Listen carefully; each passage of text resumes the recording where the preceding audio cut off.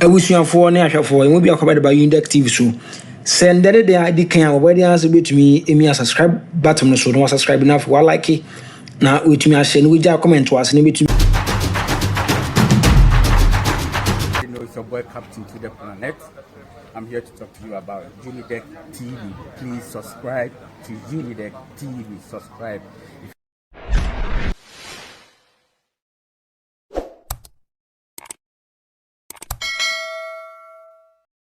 He was director of operations of the police.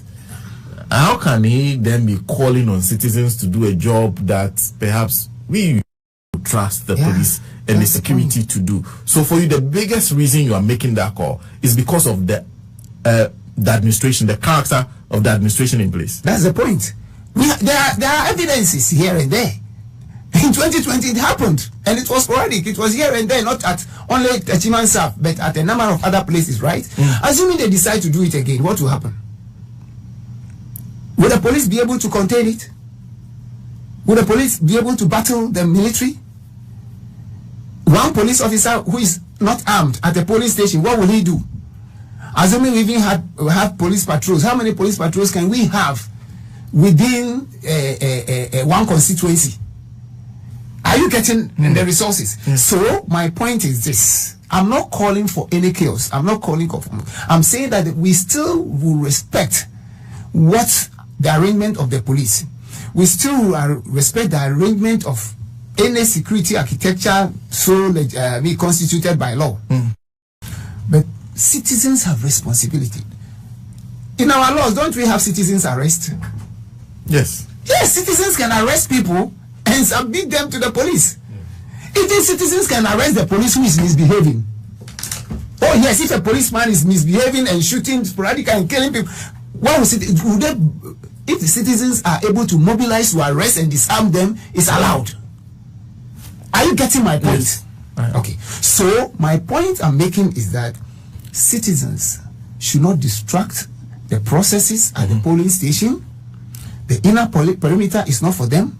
The outer perimeter, you could stand there, but even that at a reasonable distance. Okay, I have been a director of operation, and I don't want to control. I want to be consistent by saying that when you finish voting, leave the voting the space for the people to do their work. Okay. Come back during the counting of votes. That is allowed, and come and observe. And once you are observing, be vigilant.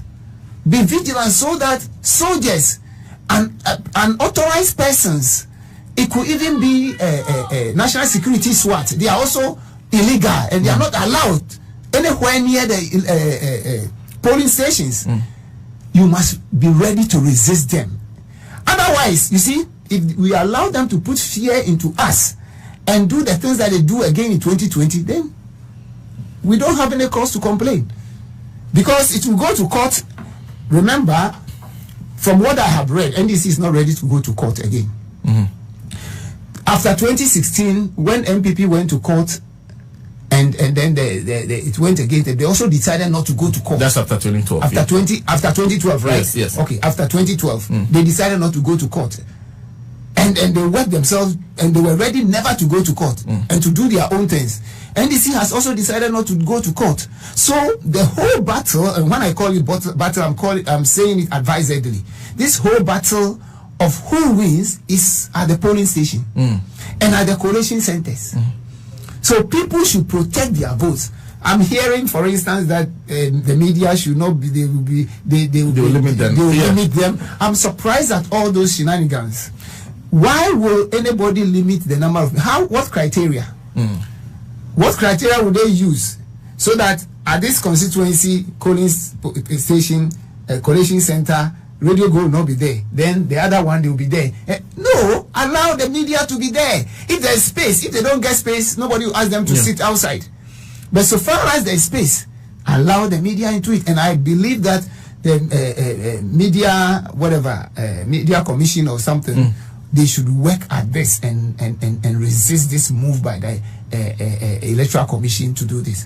So the point I'm essentially making is that the opposition parties, especially the NDC, should not count on that statement by the IGP that he is the sole decider on when military will be deployed, because it could be deployed on his blind side. IGP does not have that control.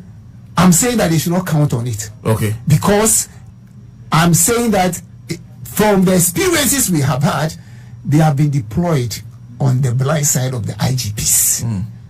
And besides that, I'm saying that the National Election Security Task Force that he heads is not backed by any law. It operates on goodwill. So on what basis is he having the last, to be the last person to decide, or the final decider of when the military will be called in?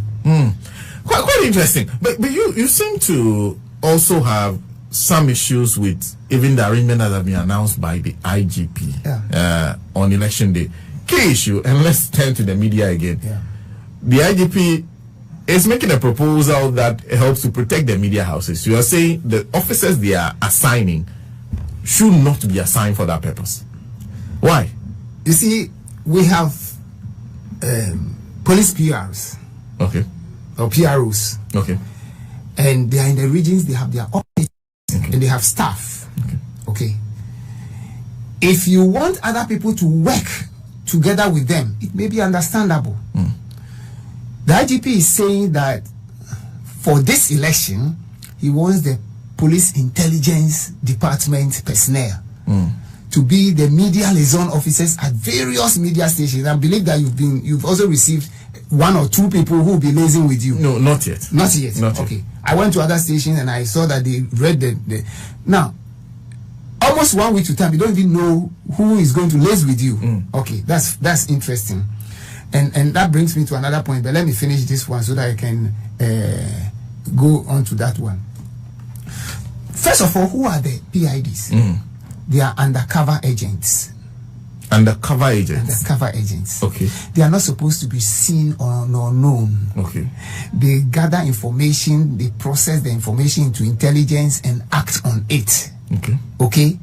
So why will you uncover undercover agents by making them media liaison officers? That's number one. Okay. Now, two, what is wrong with the our PR system? Okay. What are they doing in their offices? Have you trained? Is there any training for the PIDs in media relations and other things? I have no evidence of that. And there is no evidence of that. What is he trying to hide? If in intelligence you want to gather information, they could still get the information to you for you to process into intelligence.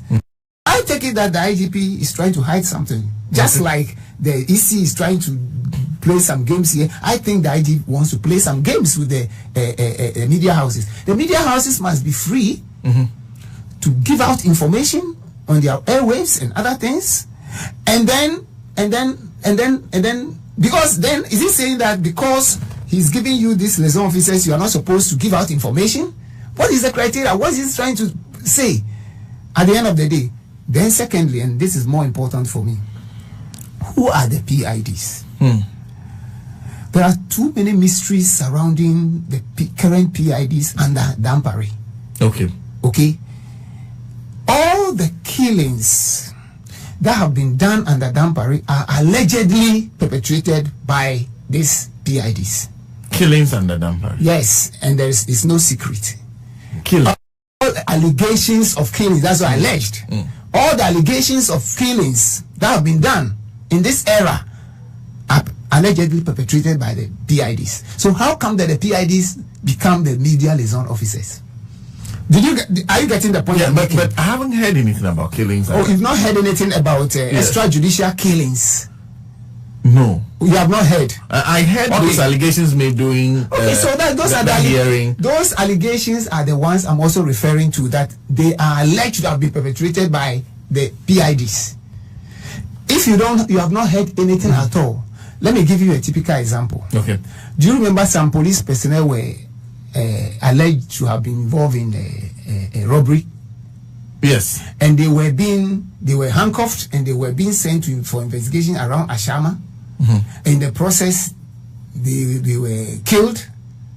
Those are clear stories of extrajudicial killings. Because you don't handcuff people and in the you go with them for investigation, and those 2 people were the only people killed. These are Kokwanan's stories that are indicative, and I am ready to use my academic and security analysis to prove this point anyway. Those are serious allegations. These are serious allegations, and I'm saying that there are other ones that were alleged at the parliamentary subcommittee, yes. And my point is that the PIDs are alleged to have been at the center of all these. So how come that all of a sudden they have become media liaison officers?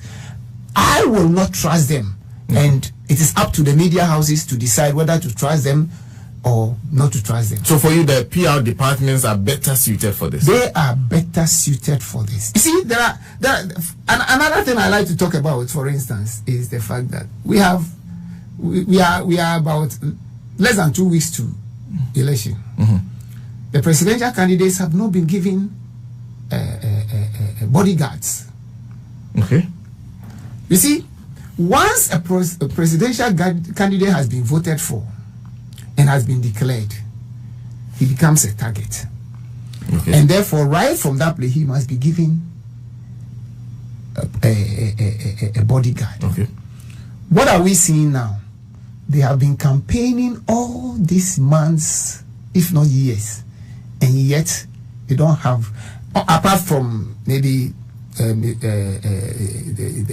former president, who already, yes, by virtue of being the former president, he has, others don't have. That's how come you see a lot of private security people following them all around. In 2016 and in 2012 and other places, we had SOPs guiding this. Okay.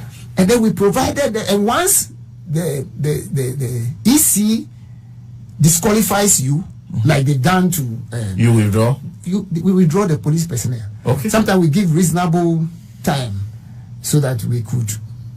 We are not so disorganized. We could give you 1 week in addition. Then we withdraw. But you don't wait until this time, less than 2 weeks to election, before they are giving them. I know for a fact that until Monday they were not given. And they are planning only to give them this week.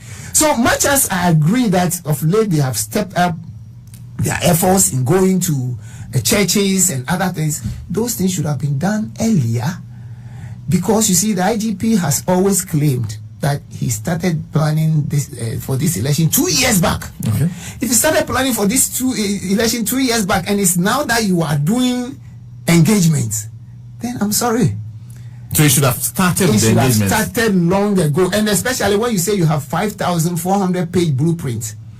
The only blueprint that must be accepted is the blueprint that is preceded by stakeholder engagement. Okay. Because you see, you engage with the stakeholders. So you say take their inputs, and then you factor them into your blueprint. You're saying the beginning of the planning should be stakeholder engagement. Stakeholder engagement. Okay. From the beginning. Then through the process you develop this blueprint. But we don't finish developing blueprint before meeting stakeholders. It is never that. It's just like coming out with a policy and say that, well, I have the policy, I'm now going to do stakeholder engagement. I mean, it is not done in any science. I mean, that's too unscientific. Abusuafoɔ ne ahwɛfoɔ emu bi akɔbɛde ba Unidek TV so send the day adi kan a wɔde answer betumi emi subscribe button no so no subscribe na for like na wetumi ahye no wegya comment was ne betumi. You know, it's your boy Captain to the Planet. I'm here to talk to you about Unidek TV. Please subscribe to Unidek TV. Subscribe.